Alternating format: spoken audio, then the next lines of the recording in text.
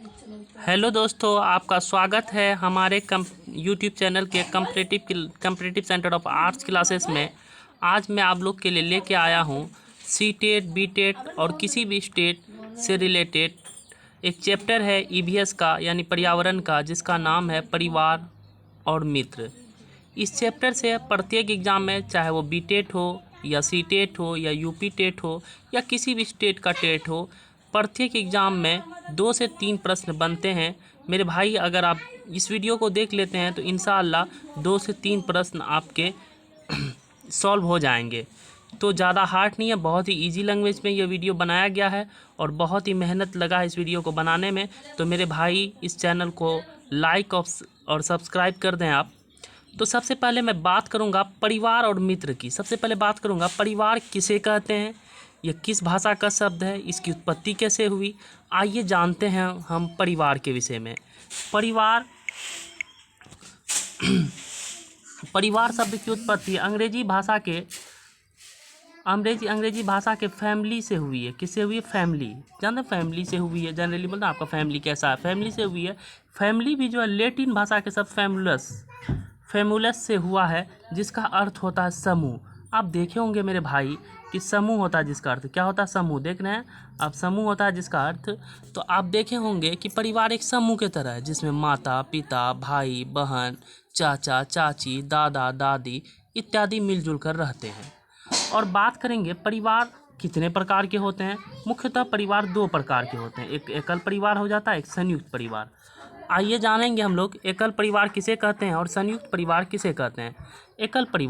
एकल परिवार का आकार बहुत ही क्या होता है? छोटा होता है, बहुत ही छोटा होता है। इस परिवार में माता पिता और उनके बच्चे ही होते हैं, जिसके कारण यह परिवार भी पहले किस में था? संयुक्त परिवार का ही हिस्सा था। लेकिन महंगाई और जनसंख्या बढ़ने के कारण यह परिवार संयुक्त परिवार से अलग हो गया और यह परिवार प्रचलन में आया। और मतलब कि आपको आइए देखते हैं हम लोग इस परिवार में क्या क्या बातें हैं। इस बातों को हम लोग थोड़ा सा गहन अध्ययन करेंगे और देखते हैं इस परिवार के विषय में। इस परिवार के विषय में कुछ हम लोग देखेंगे। संयुक्त परिवार, ये संयुक्त परिवार क्या है? इस परिवार का आकार बहुत ही बड़ा होता है। क्या होता है? और सॉरी, हम आपको एकल परिवार नहीं बता पाए। एकल परिवार, इस परिवार के अंतर्गत माता पिता, उसके अविवाहित बच्चे शामिल होते हैं। वर्तमान समय में जनसंख्या बढ़ने के कारण और महंगाई अधिक होने के कारण यह परिवार प्रचलन में आया है। आप जान रहे हैं कि भारत की जनसंख्या विश्व के दूसरे नंबर पे है।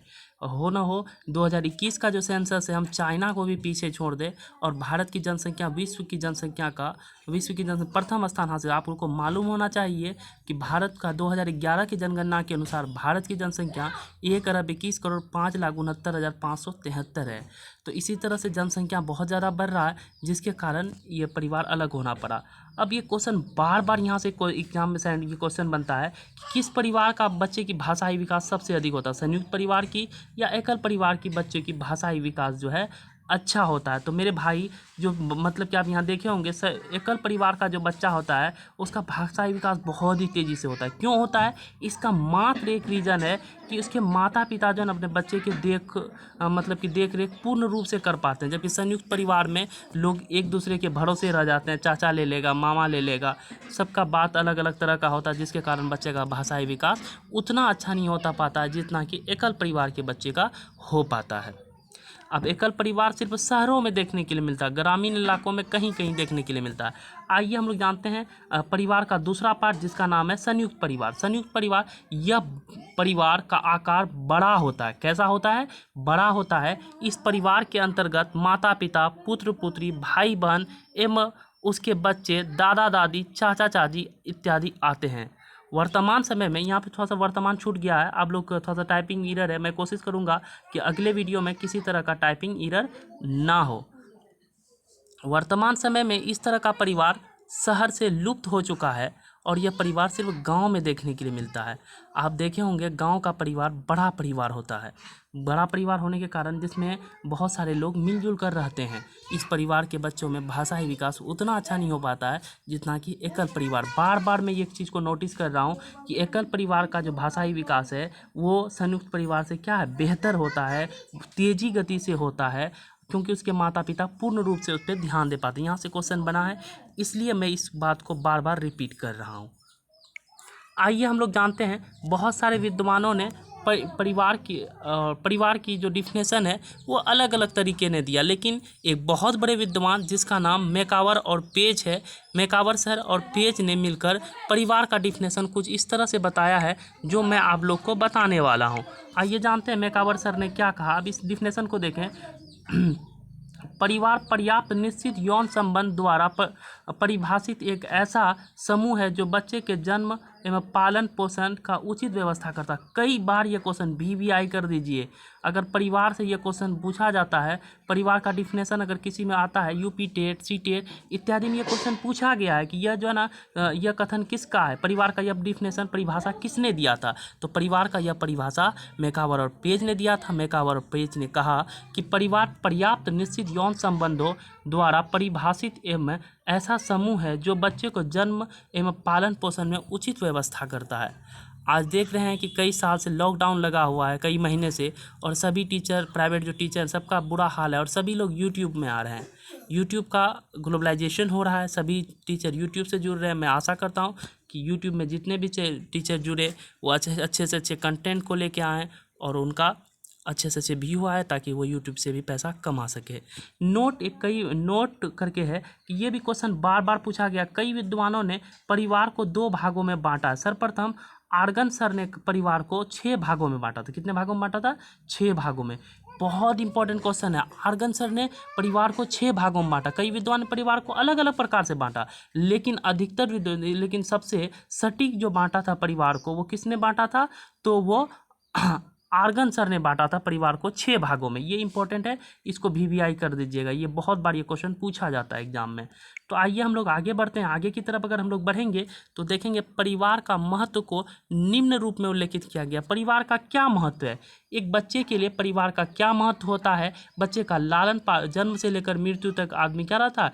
परिवार के अंतर्गत ही होता है। और परिवार, यहाँ से क्वेश्चन बनता है, यहाँ से क्वेश्चन बनेगा। ये नहीं कहेगा परिवार कितने प्रकार के होते हैं, परिवार के महत्व से सीटेट एग्जाम में क्वेश्चन बनते हैं। देखिए अब किस तरह का क्वेश्चन बनता है। अगर इस परिवार के महत्व को आप देख लेते हैं तो आपका आने वाला क्वेश्चन जो है वो सॉल्व हो जाएगा।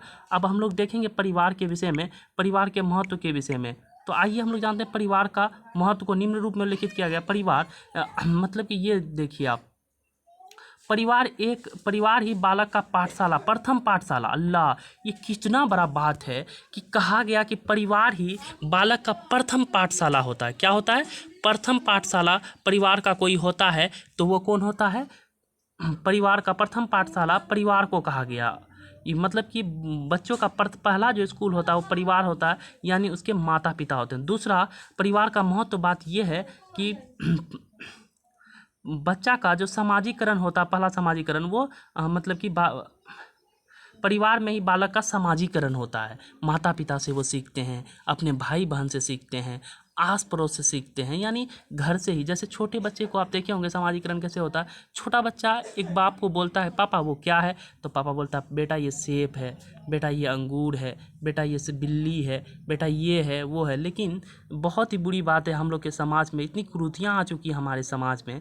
आज देखते हैं जब बाप से पूछता है छोटा बच्चा, जब वो शिष्यावस्था में होता है, 0 से 2 वर्ष की अवस्था में, तो बाप बड़े ही प्यार से बोलता है, बेटा ये चिड़िया है। लेकिन जब वही बाप बूढ़ा हो जाता है और पिता कहता है जब बूढ़े होने के बाद, जब उनको कम दिखाई देता है, बेटा वो क्या है? तो 1-2 बार तो बताता है बेटा, लेकिन दूसरी बार जब कहता है तो झोझिया के कहता है। झोझिया एक घरेलू भाषा का शब्द है जो बहुत ज़्यादा अहंकारी रूप में कहता है, गुस्सा के रूप में कहता है कि पापा आपको दिखाई नहीं दे रहा है क्या है। लेकिन हम लोग को ऐसा नहीं करना चाहिए। हम भारत के रहने वाले हैं, शांति का पैगाम देते हैं। हमें माता पिता से अच्छी तरह से व्यवहार करना चाहिए, जिस तरह से वो हमें शिष्यावस्था में कितने अच्छे से देखते हैं हम लोग को। आइए हम लोग परिवार, कुछ मैं भावुक हो गया क्योंकि परिवार की बात आ रही थी। तो आइए हम लोग थोड़ा सा आगे बढ़ते हैं परिवार के कुछ महत्व के बारे में। तीसरा पॉइंट हम लोग देखते हैं, जिस परिवार की आर्थिक स्थिति अच्छी होती है, जिसके पास रुपया, पैसा, धन दौलत, पूंजी, गाड़ी होता है, उस परिवार के बालक का शारीरिक, मानसिक, शैक्षणिक विकास बहुत ही तेज़ी से होता है। या अल्लाह, ये क्वेश्चन इतना इंपॉर्टेंट है मेरे भाई, इसको टिक आउट कर लीजिए आप। मतलब कि जिस परिवार में अगर मान लीजिए आप अमीर हैं, अमीर घर के बच्चे होते हैं, जिसके माता पिता अमीर होते हैं, तो उसको अच्छे से अच्छे स्कूल में पढ़ाते हैं, जिसके कारण उसका भाषाई विकास भी बहुत ही तेज़ी से होता है। मान लीजिए एक बच्चा ग्रामीण के कोई सरकारी स्कूल में पढ़ता है और कोई दूसरा बच्चा क्या करता है, दूसरे स्कूल में जाके पढ़ता है। तो दूसरे स्कूल में जाके पढ़ने के कारण क्या होता है, शहर के एक बड़े स्कूल में पढ़ता है तो उसका परिवार का आय अधिक है, जिसके कारण उसका मानसिक, शारीरिक और शैक्षणिक विकास बहुत ही तेज़ी से होता है। इसके भी विपरीत जो निर्धन परिवार के लोग होते हैं, यहीं से क्वेश्चन बनता है, यही है पेडागोजी, समझने वाली बात है। जो निर्धन परिवार के जो बच्चे होते हैं, है ना, जो निर्धन मतलब गरीब परिवार के बच्चे जो होते हैं, वो उसका भाषाई विकास क्या होता है, बहुत ही धीमी गति, शारीरिक, मानसिक और शैक्षणिक विकास बहुत ही धीमी गति से होता है। क्यों? कि उनके माता पिता के पास उतने पैसे नहीं होते हैं। आइए हम लोग आगे बढ़ते हैं, चौथा पॉइंट को देखते हैं। चौथा पॉइंट में किस बात की बारे में कहा गया है? चौथा पॉइंट है बालक की मानसिक क्षमता के विकास में उसके वंशानुक्रम का प्रमुख योगदान होता है, जो बच्चे को उसके परिवार से प्राप्त होता है। अल्लाह, क्या बात कहा है इस लाइन में, इस लाइन को नोट डाउन कर। बालक का मानसिक क्षमता के विकास में उसके वंशानुक्रम का प्रमुख योगदान होता है। मानसिक जो विकास होता है, मानसिक जो क्षमता होता है, क्षमता की बात कहा गई है, कहा गया इसमें कि जो बच्चे का वंशानुक्रम का प्रमुख योगदान होता है, बहुत अधिक योगदान होता है, जो बच्चे उसके परिवार से प्राप्त होता है।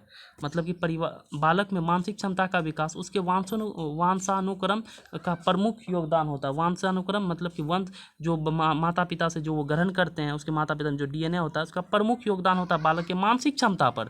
और जो बच्चे को किससे प्राप्त होता है? उनके परिवार से, यानी परिवार बोले तो उनके माता पिता से प्राप्त होता है मेरे भाई। और हम लोग आगे की ओर बढ़ेंगे, इस चीज़ को नोट डाउन कर लीजिए आप। बहुत ही अधिक बार ये बात पूछा गया है एग्जाम में, सीटेट के एग्जाम में। अगर सीटेट का एग्जाम का आप तैयारी कर रहे हैं तो आप कॉपी कलम पेन पेंसिल लेके बैठें और इस बात को नोट डाउन करें।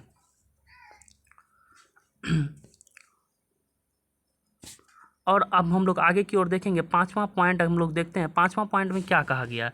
पांचवा पॉइंट में कहा गया है कि मानसिक, सामाजिक और आर्थिक और भाषाई विकास में परिवार का महत्वपूर्ण योगदान होता है। क्या बात है अल्लाह, कहा क्या इंपॉर्टेंट बात इस लाइन में बोला गया है। मानसिक, सामाजिक, आर्थिक। मानसिक मतलब मन से, सामाजिक मतलब समाज से, आर्थिक मतलब जो रुपया पैसा धन, और उसके बाद भाषाई मतलब भाषा, जो भी भाषा उसका है।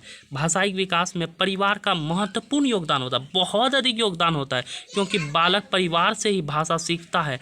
जिस परिवार में शिक्षित लोग अधिक होते हैं, उस परिवार के बच्चों के भाषाई विकास बहुत ही तेज़ी से होता है।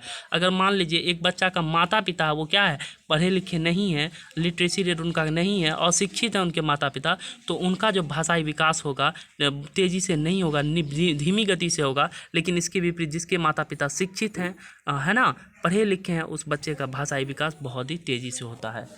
अब अगला चीज़ हम लोग देख रहे हैं, थोड़ा सा यहाँ पे जिस लिखा हुआ था, जिस्म हो गया, तो जिस हम लोग देखते हैं, जिस परिवार में माता पिता के बीच अच्छे संबंध होते हैं, माता पिता के बीच झगड़ा नहीं होता, माता पिता के बीच प्यार मोहब्बत वाली बातें होती है ना, जिस परिवार में माता पिता अच्छे संबंध होते हैं, उस परिवार के माता और पिता बच्चों के रुचि आवश्यकताओं को समझते हैं। जब माता और पिता जब एक दूसरे से समझ पाएंगे, दूसरे को अच्छे संबंध होंगे, तो बच्चे की रुचि और आवश्यकताओं को समझेंगे, उसके अनुसार वो चीज़ क्या करेंगे, स्वतंत्र रूप से उसे उसी तरह का वातावरण मुहैया करवाएगा। मान लीजिए बच्चे को माता पिता के बाद अच्छे संबंध हैं, तो बच्चे को आप खिलौना का ज़रूरी पड़ा, ऐसे में अगर खिलौने का ज़रूरी पड़ा तो खिलौना वो क्या करता है, बच्चे को लाके दे देता है। क्यों? कि माता पिता के बीच अच्छे संबंध, जो बात माता को समझ में नहीं आता पिता को समझ में आता है, पिता को समझ में नहीं आता माता को समझ में आता है। जब माता पिता के बीच का संबंध अच्छा होता है तो वो अपने बच्चों का, अपने बालक का, है ना, अपने बेटे का, बेटी का,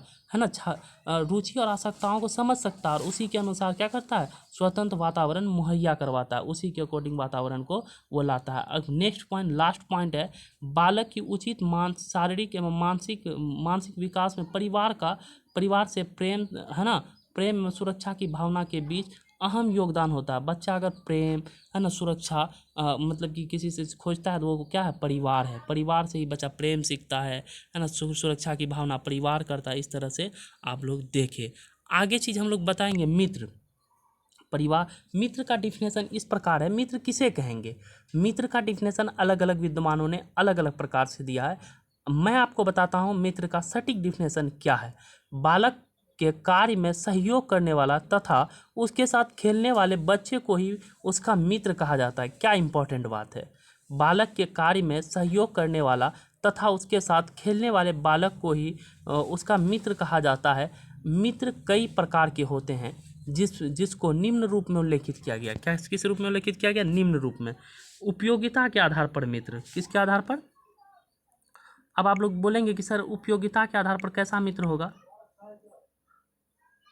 अब आप लोग बोलेंगे कि उपयोगिता के आधार पर कैसा मित्र होगा? तो उपयोगिता, मान लीजिए सॉरी, उपयोगिता के आधार पर मित्र, ये जो उपयोगिता के आधार पर मित्र होगा, मान लीजिए कि आपको ज़रूरत है बुक की, तो अब दोस्ती कर लिए किसी से और उससे के लिए क्या लिए? बुक ले लिए आप, है ना। या आपको ज़रूरत है रुपये की, जैसे कि हाल फिलहाल में मेरे एक दोस्त हैं राशिद सर, वो हमारे साथ पढ़ाते हैं, हमें कि रुपये की ज़रूरत थी तो उससे हम ले लिए, तो यानी वो मेरे मित्र तो हुए, लेकिन किसके आधार पर मित्र हुए?